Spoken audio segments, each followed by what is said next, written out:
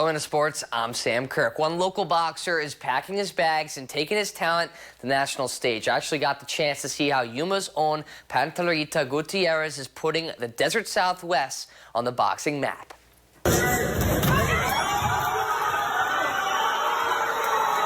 In a gym tucked off Avenue B, Yuma boxer Eric the Panterita Gutierrez is sharpening his craft days away from the biggest fight of his career. 21-year-old Southpaw is headed to Boardwalk Hall in Atlantic City to face Anthony Johns, a major step up for a fighter who's built his name on one round at a time here in the desert. It's gonna be my first time actually traveling this far, you know. But yeah, it's quite exciting for me, and I was like, you know what, yeah, let's do it, you know, because I think this is a great opportunity for me.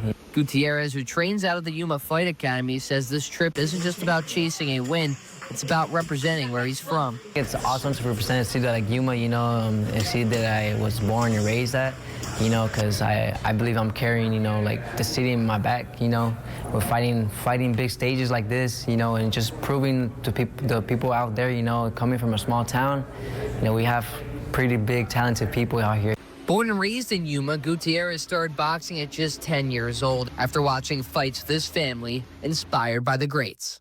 Me and my uncles and my family, you know, we would always watch, you know, fights on the TV, you know, like Canelo, Mayweather, Manny Pacquiao, and honestly, I think that's where it started from there, you know, because I would watch these guys on TV, and I was like, you know what, I want to be like these guys. That dedication has paid off with a 7-1-1 record and a reputation for relentless pace in the ring. Like that, like a brawler, a counter fighter. I'm a boxer too, so I can move around the ring. You know, I'm defensive as well.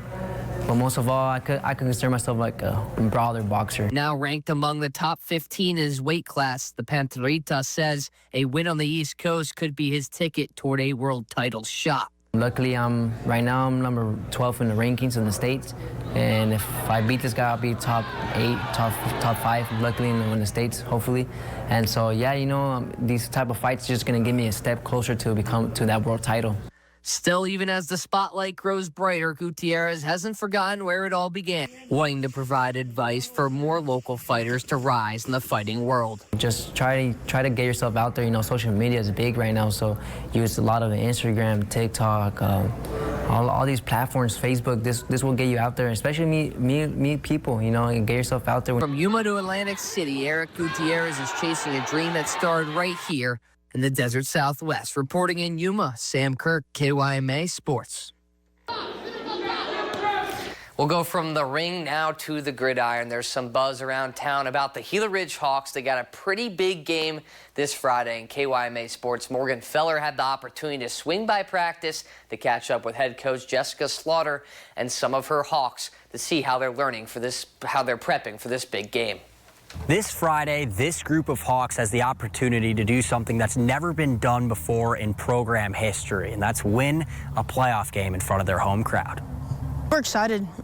We know the opportunity that's ahead of us, and we've just been watching film and scheming and just worrying about what we need to do, and the boys are excited. They understand what's ahead of them, and they want to seize the opportunity. You know, Estrella, I'm not ever going to take someone lightly, right? Estrella made it how far they did, but I expect our guys to come out with everything we got. You can't go in with that mentality, you know, that's my job, I got to go get it done, because I know all other 10 guys next to me are going to get their job done, right? So it's just another day in the office for me, to be honest. Gila Ridge understands the Wolves aren't going to be a pushover and have some weapons of their own. I expect to see a lot of tricky plays, a lot of, you know, guys trying to scramble out, especially their quarterback. He loves to scramble, you know, get out there, try to run away from us.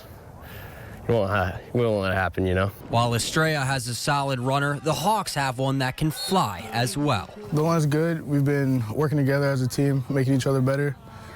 And they're a big part of what, like, all the yards and all the touchdowns and stuff, because I wouldn't be where I am, like, without them. And through many ups and few downs, the Hawks have had some funny moments. We had a spelling bee. It was god-awful. We realized none of our guys could spell. We kind of had a feeling, but we didn't realize how bad it was. That was probably my favorite memory of the season. I love Coach Slaughter's ghost stories. They're always so fun. I like the one where she's on like in the road in, I believe it was Virginia. And then there's like a lady that drove by in a Cadillac, and she like asked her if she found what she was looking for. And it was like, it sounded really creepy. As the guys reflect on their season in its entirety, one of the biggest takeaways is the friendships that they've made that will last forever. The tightest friendships are always built in football. There's no one I'd rather want to be friends with than these guys out here. These guys are my brothers. These guys mean a lot to me. And that brotherhood is making their message clear. It should be a win, and we should send them back home crying. I think we're coming for it all, the state finals. We'll be there, right at ASU. No matter what happens this Friday, this season will go down as one of the best in program history. Reporting at Gila Ridge High School, I'm Morgan Feller, KYMA Sports.